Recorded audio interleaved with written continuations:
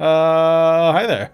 2025 has had some really interesting lost media discoveries, but a surprising trend is just how many lost pilot episodes have been found in the first half of the year alone, with some calling 2025 the year of the lost pilot. So I wanted to go over some of my favorites, from game shows to classic animation to niche animation, and I'm even going to throw in a lost comic book that kind of served as a pilot in its own right for a now popular book series, and what might be the biggest discovery of the year, that, unless it's topped, will truly cement 2025 as the year of the lost pilot. Enjoy. The $64,000 question.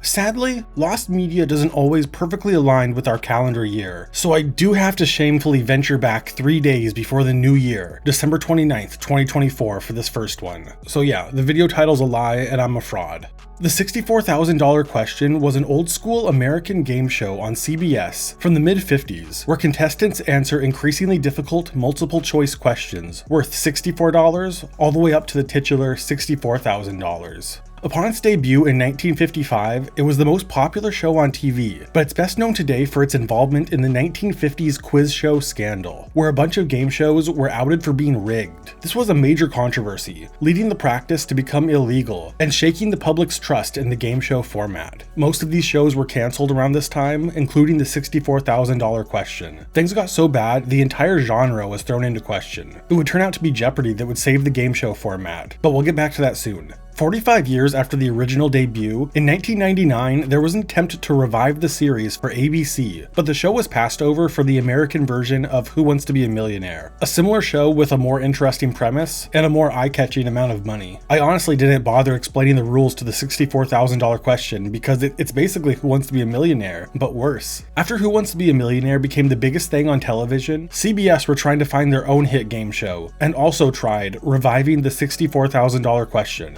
This CBS iteration was hosted by Greg Gumbel, the brother of sportscaster Bryant Gumbel. CBS has been really aggressive with copyright takedowns of this pilot, so I'm not going to show too much of it. Instead, I'm going to show a British version from the 90s that uses this really over-the-top isolation booth that honestly looks pretty sick. The pilot was filmed in April 2000 and is not too dissimilar from its 50s counterpart, just with a few tweaks. In this version, once the player reaches $64,000, they're guaranteed that much money and then play for $128,000. After that amount, the questions are no longer multiple choice and they can win even more money.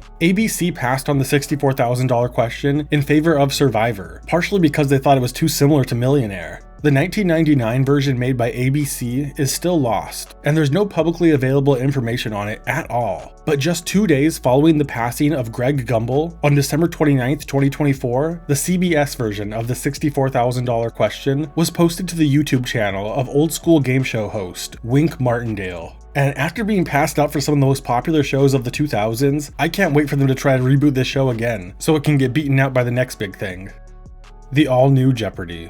So going back in time a bit, after the 1950s game show scandal that sunk the $64,000 question, the future of the game show format was up in the air. There was a serious possibility that the scandal would destroy public interest in the question-answer format entirely. So Jeopardy's workaround was to flip it. Contestants were given the answer, and they had to provide the question. That's why all answers in Jeopardy have to be said in the form of a question. This worked, and effectively saved the game show genre. The original run of Jeopardy lasted just shy of 10 years, from 1964 to 75, and was rebooted in 1978 as the all-new Jeopardy! The pilot episode of All New Jeopardy was filmed on March 6, 1977, to be pitched to CBS. This version of the game was mostly the same, with a few minor tweaks. The lowest scoring player was eliminated after the first round, and Final Jeopardy was replaced with Super Jeopardy, where contestants tried to get bingo across the board by providing the right questions, on a smaller 5x5 board. This version only lasted a single year of about 100 episodes, and the franchise was rebooted again, 5 years later, in its now classic format, where it was hosted by Alec Trebek for 36 years. The pilot episode of the all-new Jeopardy has been lost since it was filmed in 1977, believed to be in the UCLA archives, but only one single screenshot was available to the public, coming from the website itwasathingontv.com. But the pilot was finally released on March 28, 2025 by the Facebook page Game Show author Adam Nedif. It seems that Adam had the episode in his possession for quite some time and posted it as part of a thank you gift to his community for donating to his friend who is battling cancer.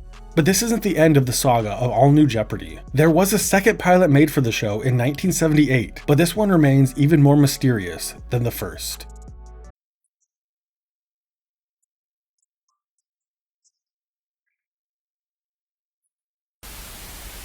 Real Monsters.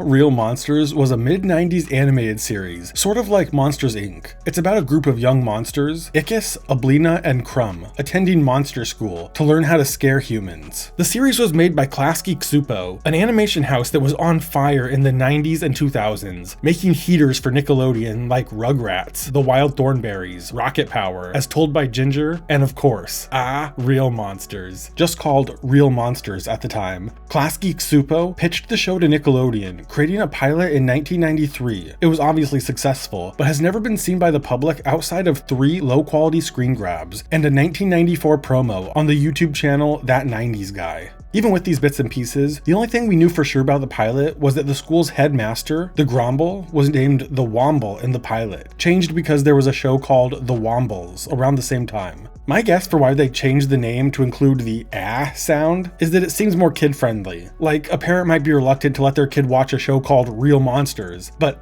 Real Monsters makes it seem a little more silly and kid-friendly. The pilot episode was completely found on February 15th, 2025 by Reddit user Oprah Windu, posted to both r/cartoons and r/lost media. They acquired the pilot from a friend, but this version was cropped and AI upscaled. Still a great find, but we wanted the original, imperfections and all, and the unedited version was posted to the Internet Archive 2 days later by Lost Media Wiki user Haley.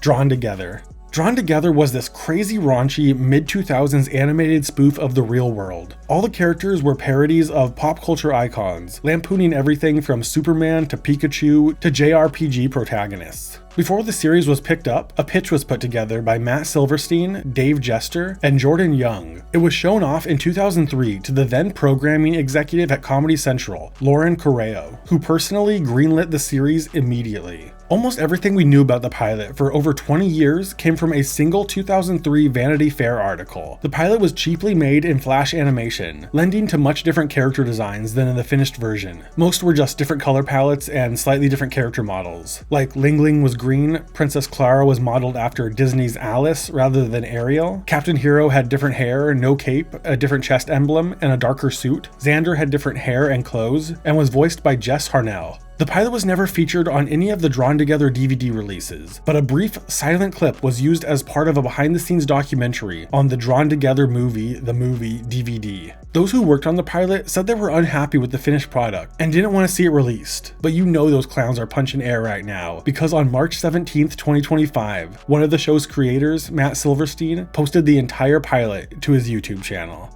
I'm starting to think those boys only care about my feet! Jimmy Two Shoes. Ladies and gentlemen, the second shoe has been found.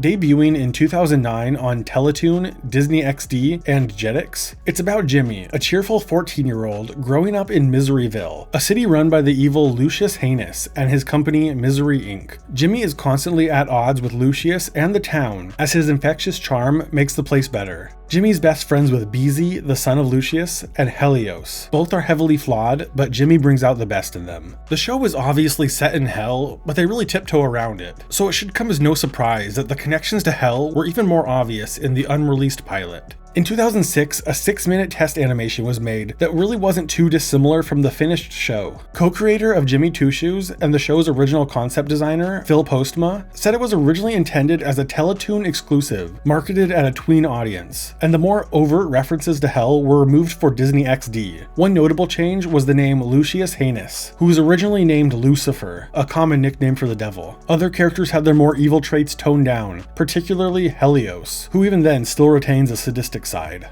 The pilot of Jimmy Two Shoes has long been suppressed by its investors and producers. The creators of the show weren't even allowed a copy because they thought the creators would leak it, which if you've been paying attention to this video, yeah, they probably were right. It was believed that the pilot was about Jimmy helping an old lady across the road. When the lady accidentally drops her wallet, Jimmy goes to get it for her, but's hit by a bus and dies. He's sent to hell, being mistaken for a thief, trying to steal the wallet. But Jimmy is so upbeat and optimistic, he finds the bright side, even in hell. As interesting as this premise sounds, it ended up not being true. Neither the pilot nor the series proper ever explains why Jimmy is in what is basically hell. The pilot is about Lucifer trying to break Jimmy's spirit through Helios, but the two end up becoming friends, though Helios is still quite sinister. But even though investors didn't want the pilot to be seen by the public, on May 4th, 2025, Edward K. uploaded it to YouTube. But how he found it? A DVD containing the pilot was delivered to his front porch by an anonymous benefactor. It doesn't get much cooler than that. The Really Cool Adventures of Captain Underpants. Captain Underpants has a special place in my heart. It was one of those book series that was an absolute staple of the Scholastic Book Fair in the 90s and 2000s. Written and illustrated by Dave Pilkey, the books are about two kids growing up in Piqua, Ohio, Harold Hutchins and George Beard. The duo make their own comic books and manage to hypnotize their principal, Mr. Krupp, into believing he's the hero of their stories, Captain Underpants. The series was very successful in its day, and even got its own movie in 2017 that was actually much better than I expected. But before becoming a published author, Dave Pilkey was struggling to get his work recognized. While studying at Kent University in 1989, he came up with his 48-page book, The Really Cool Adventures of Captain Underpants. He self-published and was able to get it on store shelves throughout small businesses around Kent, Ohio, selling them for 10 cents each. The plot of this book is unknown, but we know this version of Captain Underpants was from Cleveland instead of Piqua, and had a more angular character design. The villains in the issue included the inedible Hunk, the Skunk Woman, and Sid Dawn and his dog Shut Up. This novel served as a proto-Captain Underpants, but only between 25 to 50 copies were ever made, and as of today, this novel is still lost media.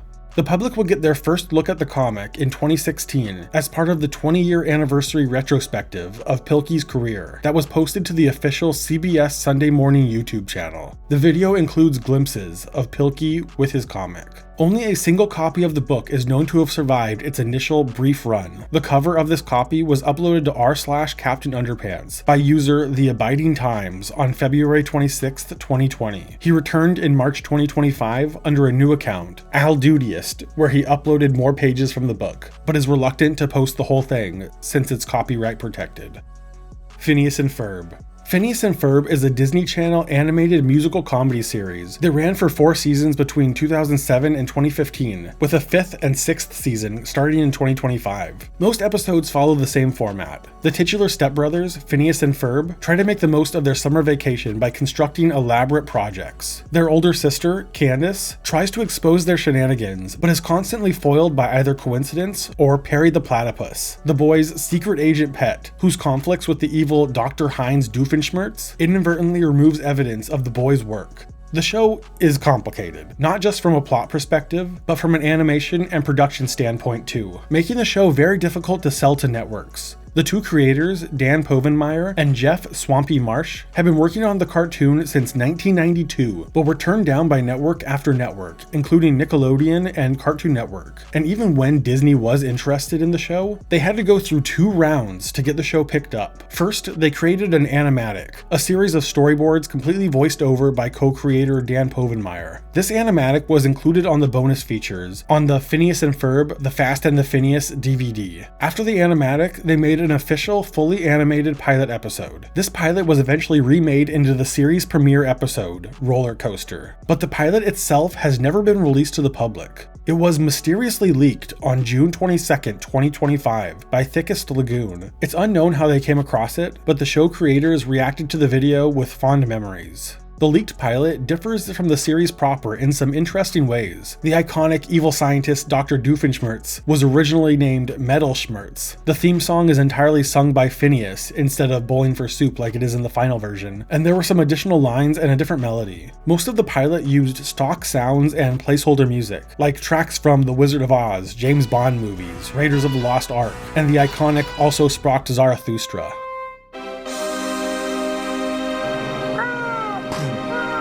And Phineas is a bit more sassy in the pilot, maybe a little bit meaner. And finally, there were some minor dialogue changes that appear to tone down some of the language. There was nothing like crazy being said, but it seems like they had to change a couple things to give it that squeaky clean Disney feel. Some of the removed lines include, I still don't know how they clean that up so fast. I mean, the poop alone should... And you can be awfully helpful when you're having a psychotic break! Dora the Explorer.